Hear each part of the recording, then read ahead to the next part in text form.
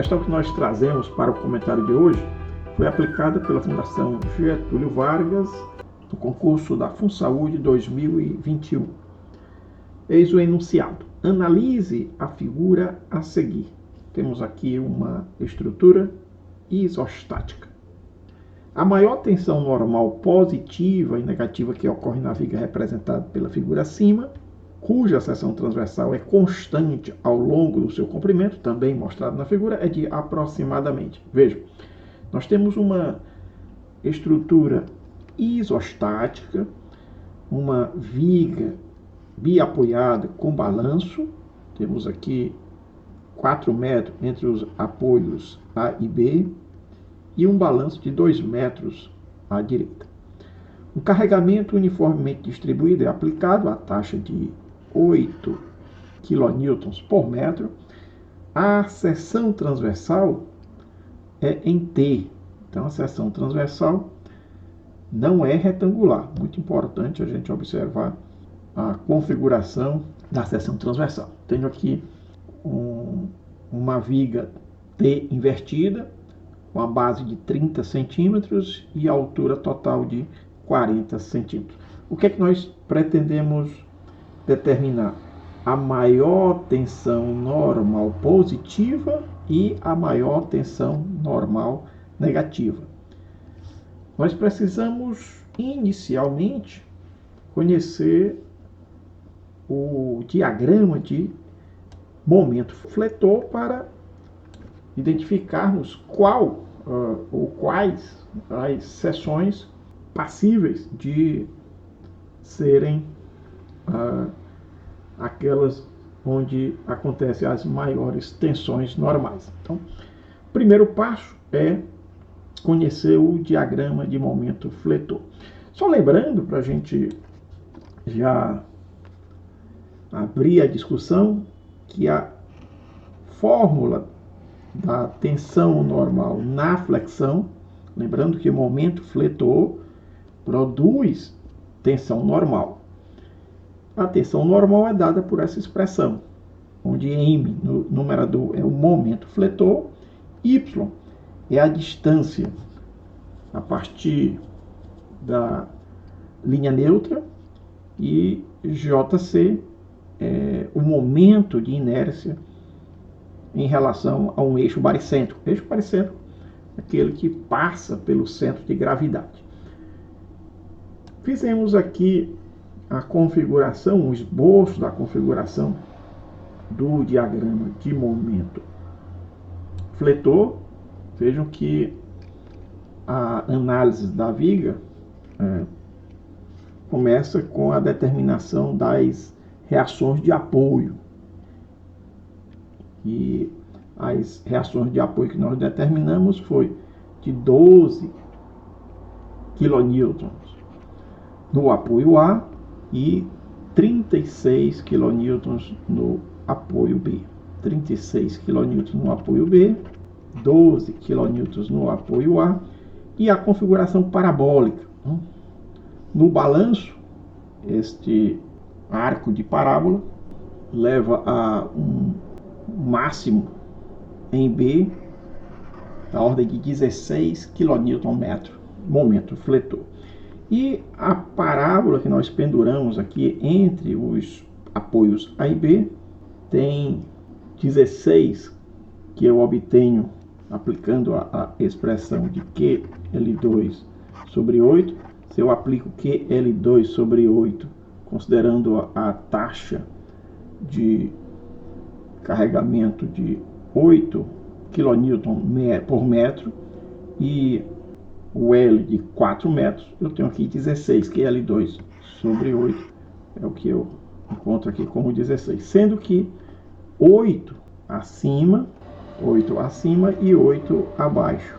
Então, este ponto aqui, ou esta seção aqui, está submetida ao momento fletor de 8, mas não necessariamente este é o momento máximo positivo. Nós já identificamos claramente o momento máximo negativo, de 16 kN metro. Chegamos a este valor fazendo Q L2 sobre 2, onde o L é o balanço de 2 metros. Fazendo QL2 sobre 2, chegamos a 16. E chegamos a este outro valor aqui de 16, fazendo QL2 sobre 8. Penduramos uma parábola. Como eu tenho aqui no meio, né, no meio 8, até esta linha tracejada, é porque eu tenho 8 de momento fletor positivo, tracionando as fibras inferiores. Como é que a gente sabe que 8 não é o maior valor? Pela configuração do diagrama de esforço cortante. Eis aqui a diagramação do esforço cortante, aqui nosso DEC, diagrama de esforço cortante. Se a gente observar que 12 é o cortante em A, dá uma descontinuidade em razão da reação de apoio, tem uma taxa, né, uma declividade nessa reta, que corresponde ao carregamento de 8 kN por metro. Então eu saio de 12, vou a 20 aqui, a uma variação de 32 kN, exatamente o produto 8 vezes 4, 32. Então eu vou de 12 até 20, uma variação aqui no cortante de 32.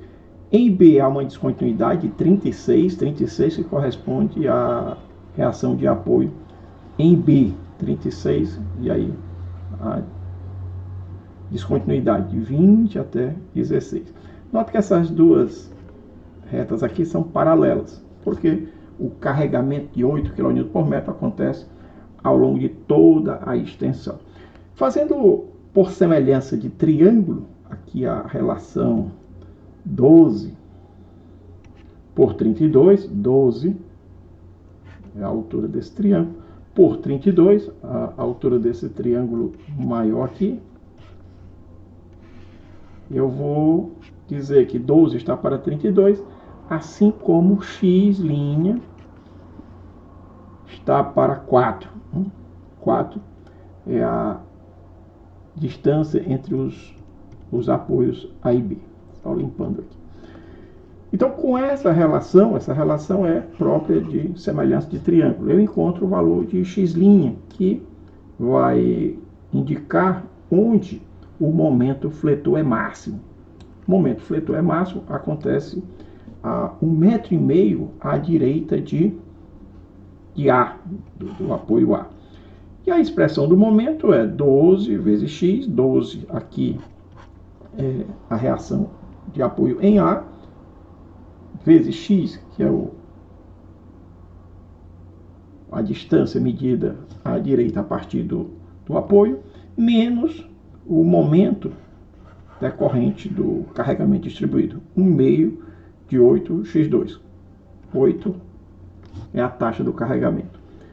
Se eu aplico em x o valor de 1,5, porque em x igual a 1,5 eu tenho um momento máximo, eu obtenho para o momento máximo o valor de 9 kN/m.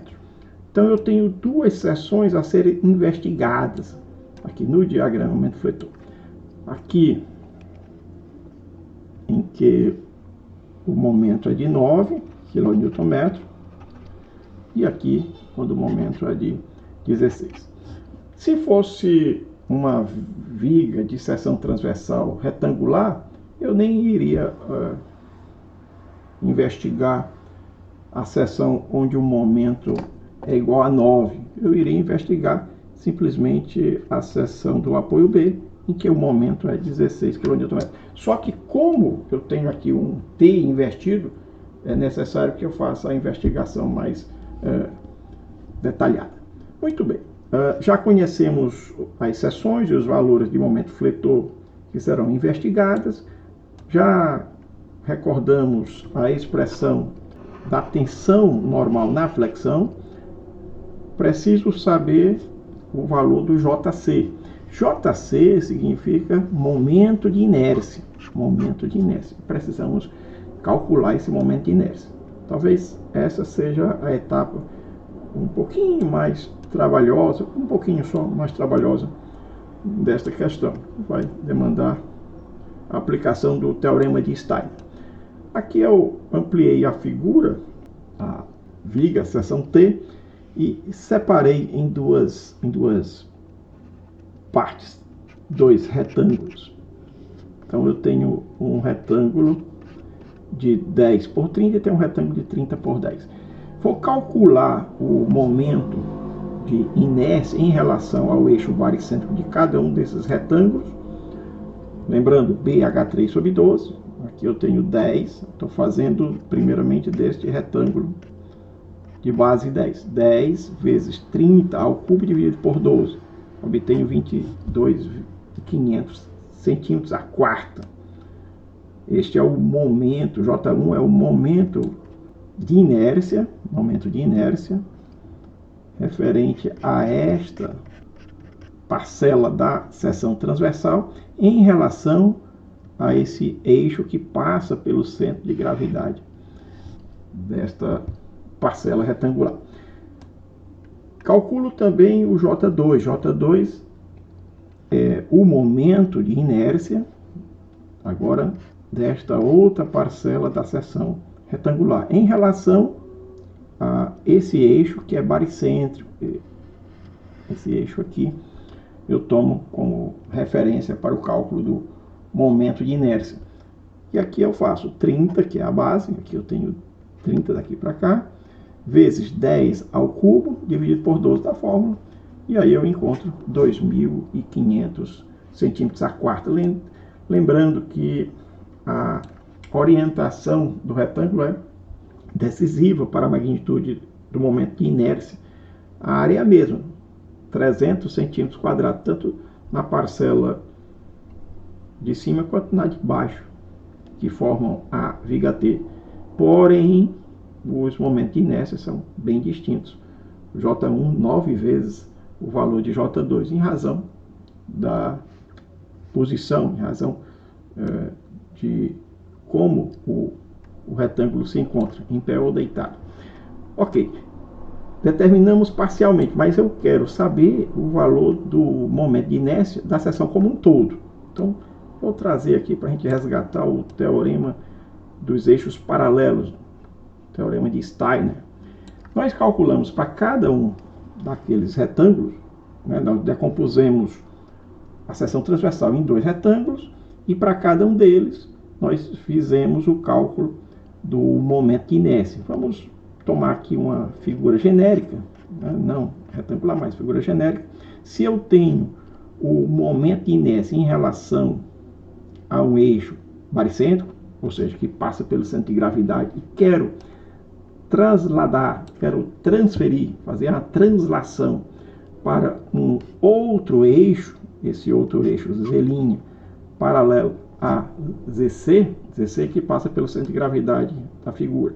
Então, o momento de inércia em relação a Z' será igual ao momento de inércia calculado em relação ao eixo baricêntrico, mais o produto do quadrado da distância entre os eixos paralelos e a área da seção transversal. Qual é a área? A área que eu contemplei no cálculo do momento de inércia em relação a ZC. Isso vai ser muito útil para que eu possa determinar o momento de inércia da seção como um todo. O meu interesse aqui é conhecer o momento de inércia de toda essa seção transversal, em forma de um T deitado, né? Isso que nós vamos fazer aqui no nosso exercício. Então vamos primeiro determinar por onde passa ou onde fica esse eixo do centro de gravidade. O centro de gravidade fica entre as duas linhas traçadas aqui na tonalidade roxa. Eu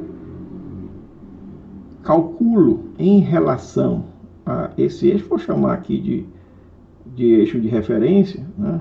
Eixo de referência. Em relação a esse eixo de referência, eu vou calcular o momento estático, e dividir o momento estático pela área da seção transversal.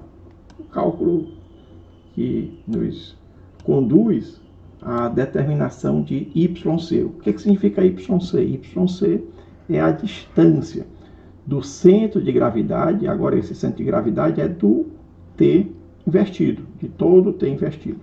A distância do centro de gravidade até esse eixo, essa base que eu tomei como referência, esse eixo. Calculo o momento estático da seção T invertida e divido pela área total da seção T invertida. E chego a 15 centímetros, YC, 15 centímetros. Fiz aqui 10 vezes 30, é a área vezes 25. 25 aqui é a distância daqui até o eixo que eu estou considerando. Veja que eu tenho 15, aqui eu tenho 15 e aqui eu tenho 10. Então, 25 é igual a 15 mais 10, 25 centímetros. E para o cálculo da outra parcela do momento estático, eu tenho esta distância de 5 centímetros. Multiplico 30 vezes 10 vezes 5 e divido tudo isso por 600, que é a área total da seção transversal. Então, isso me traz o valor de YC igual a 15. E agora a gente vai aplicar o teorema dos eixos paralelos para a determinação, efetivamente, do momento de inércia em relação ao eixo baricêntrico da seção como um todo. Então, JC, e é o JC que vai estar presente na expressão para o cálculo da tensão normal na flexão. Então, vai ser igual ao J, que nós determinamos, 22,5, aquela parcela que a gente denominou de J1, mais 30 vezes 10, que é a área daquela parcela retangular, vezes o quadrado da distância. Veja que eu preciso deslocar, eu preciso fazer uma translação, vou voltar aqui, eu preciso fazer uma translação deste eixo aqui para este eixo. Então, isso vai demandar um deslocamento de 10 centímetros. 10 centímetros que eu estou aqui elevando ao quadrado. Por isso que aparece aqui 10 ao quadrado. Somando aqui com a outra parcela, 2.500.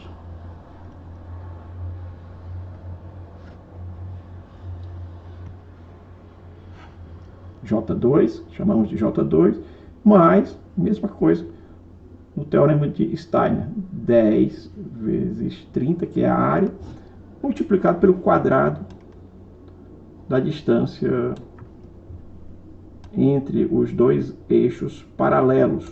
Eu tenho o cálculo que me levou ao valor do momento de inércia de 2.500, em relação a esse eixo. Mas eu quero trazer agora para cá. Então, tenho que promover um deslocamento de 10, daqui até aqui, 10 centímetros. Muito bem. Com isso, eu determino o momento de inércia. É esse momento de inércia, de 85.000 centímetros a quarta, que vai ser aplicado na expressão da tensão normal na flexão. Sigma é igual a M vezes Y sobre JC, 85.400. Vimos que há duas seções a serem investigadas. Uma a 1,5 m do apoio A, à direita do apoio A, e a seção onde está o apoio B, que fica a 4 metros de A e a 2 metros da extremidade do balanço. Neste apoio B, eu tenho um momento fletor de 16 kN. Interessante a gente observar que este momento é considerado de maneira convencionada de momento negativo. Por quê? Porque traciona as fibras superiores. Então, no apoio B, eu tenho tração nas fibras superiores. Aqui essa zona é tracionada, E esta outra zona abaixo da linha neutra, eu tenho compressão. É bastante intuitivo que nesta extremidade superior, eu tenha a maior tensão normal de tração. Então não há muito o que se questionar. Maior tensão normal de tração, ou seja, maior tensão normal positiva, vai acontecer em pontos deste bordo superior. Por quê? Eu tenho uma distância aqui de 25, é o nosso Y, 25 centímetros, e aqui eu tenho o maior momento, em termos absolutos, o maior momento ao longo de toda a viga, de 16 kN. Então aqui eu vou ter a maior tensão positiva de tração, que vale, e aí basta substituir os valores, 16 kN, 16 kN é o momento. O Y é a distância do bordo superior mais extremo até a linha neutra, 25 centímetros. E vou dividir por 85 mil. 85 mil, como nós vimos, é o valor do momento de inércia. Momento fletor de 16 kN, momento de inércia 85 mil centímetros a quarta. Lembrando a compatibilidade de unidades. Megapascal significa 10 a sexta pascal. 1 pascal corresponde a 1 newton por metro quadrado. E pascal é a unidade do sistema internacional. Então, se eu tenho o momento de inércia em centímetro a quarta, eu devo fazer a conversão para metro a quarta, e nesse caso eu terei 85 mil vezes 10 elevado a menos 8 metro a quarta. Eu tenho 85 mil centímetros a quarta. Então, para converter para metro a quarta, eu vou multiplicar 85 mil por 10 elevado a menos 8, e aí sim eu terei metro a quarta potência. Nesta mesma seção B, em que o momento fletor é de 16 kN metro, eu vou ter aqui no bordo inferior uma tensão normal de compressão. Toda essa zona abaixo da linha neutra, toda essa zona aqui na cor rosa, vai estar submetida à compressão. E a maior compressão vai acontecer aqui, nesta extremidade, nesse bordo distante da linha neutra, 15 centímetros. Aqui eu tenho 5, aqui eu tenho 10, 15 centímetros. Substituindo os valores, momento 16 kN,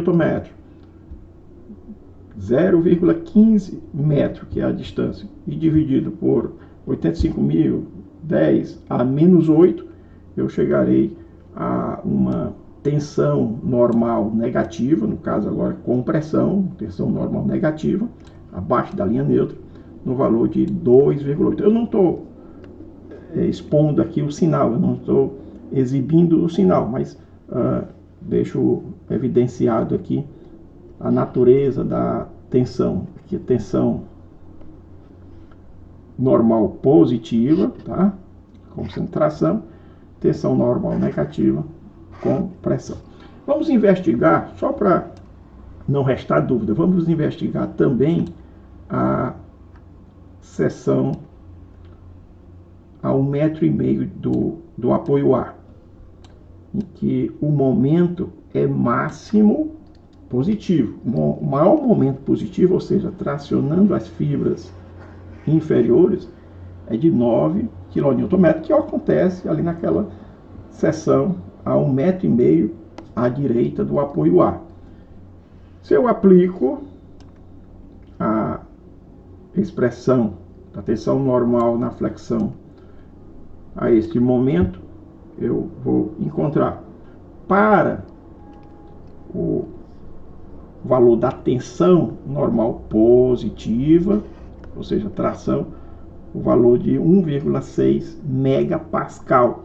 Veja que o Y aqui, neste caso, para o cálculo deste valor de tensão 1,6 megapascal, o Y aqui é 15, né? Lembram? Abaixo da linha neutra, até o bordo mais extremo, na parte inferior, 15 centímetros. Por outro lado, no cálculo da tensão normal negativa, e aí eu digo que as fibras superiores da minha viga nessa seção, essas fibras superiores é que estarão sendo comprimidas, portanto, tensão normal negativa, o Y vai ser 25 centímetros. E a minha preocupação maior é na comparação desses dois valores. Claro, evidentemente, a tensão normal positiva a gente já antevia como sendo no apoio B, já que ali eu tenho uma distância Y de 25 centímetros e tenho o maior momento em termos absolutos, 16 kN. Mas quando a gente tem um momento de 9 no bordo mais afastado, na parte de baixo, em termos de compressão, convém investigar. E nesse caso, investigamos, deu 2,6 megapascal, é a tensão normal negativa de compressão. Mas o resultado nos aponta que, de fato, né, a maior tensão normal positiva e a maior tensão normal negativa acontecem na mesma seção. Que seção? Na seção B. Na parte superior da seção B, eu tenho um momento negativo, mas eu tenho tração, eu tenho tensão normal positiva no valor de 4,7 megapascal. E na extremidade, né, inferior da seção B, eu tenho compressão, tensão normal negativa e o valor determinado de 2,8 megapascal. Não vamos confundir, importante esse destaque, não vamos confundir momento negativo com tensão normal negativa. Uma coisa não deve ser misturada com a outra. Quando eu falo que o momento é positivo, é porque ele traciona as fibras inferiores, é uma convenção. Quando a gente fala em tensão normal positiva, é porque ali está ocorrendo tração, ou seja, uma tendência ao aumento da dimensão da peça, ou seja, um alongamento da fibra. Isso é tração. Mas a tração pode acontecer na parte superior, em razão de momento negativo. Só para a gente finalizar, vou anotar aqui para ficar bem claro a todos o valor do Y que nós usamos na aplicação de cada uma das ocasiões, né? Nesta primeira ocasião, o Y aqui foi de 25 centímetros, convertendo aqui para metro, 0,25 metros. Nesse caso aqui, 15 centímetros, ou seja, 0,15 metros. No cálculo da tensão normal positiva de tração para o momento de 9, esse Y aqui, veja que esse Y é no bordo inferior é de 15 e este aqui no bordo superior é de 25. Este cálculo aqui eu poderia até ter dispensado, tá? Esse aqui eu poderia até ter dispensado porque a gente já antevia que ele não seria de todo o maior. Mas a minha preocupação em incluir também na análise a seção em que o momento é 9 foi por conta desses dois valores aqui da tensão normal negativa. E, de fato, os valores foram bem próximos, né? Eventualmente até poderia ocorrer, a depender, claro, da configuração da seção transversal, poderia até ter sido ultrapassado. Mas, particularmente neste caso, na seção B, nós tivemos tanto o maior momento em termos absolutos, quanto as maiores tensões normais, tanto de tração quanto de compressão, claro que em extremos opostos. Muito bem, meus amigos, basicamente esta a colocação que nós trouxemos para compartilhar. Eu recomendo que vocês refaçam esta questão. Ela é interessante, ela é bem rica, ela tem muitos elementos para a gente abastecer aqui o comentário, né? Nós tivemos desde a análise de uma viga isostática com balanço, a aplicação da fórmula do momento de inércia, aplicação do teorema de Steiner, aplicação do cálculo do momento estático para determinar o posicionamento do centro de gravidade. Fizemos a análise do maior valor do momento fletor, tomando por base a configuração do esforço cortante, né, do diagrama de esforço cortante, e por fim aplicamos a expressão da tensão normal na flexão MY sobre JC. Espero que tenha sido bastante proveitoso e espero também revê-los nos nossos próximos vídeos. Só para a gente finalizar, agora sim, finalizar a resposta, vamos indicar aqui a letra, né? Então, a tração de 4,7 e compressão de 2,8. Vamos identificar a resposta a esta questão na letra D, né? Na letra D de dado, nós temos aqui a alternativa correta. Muito bem, meus amigos, um forte abraço e até nosso próximo vídeo. Continue conosco prestigiando o nosso canal Ingecursos no YouTube.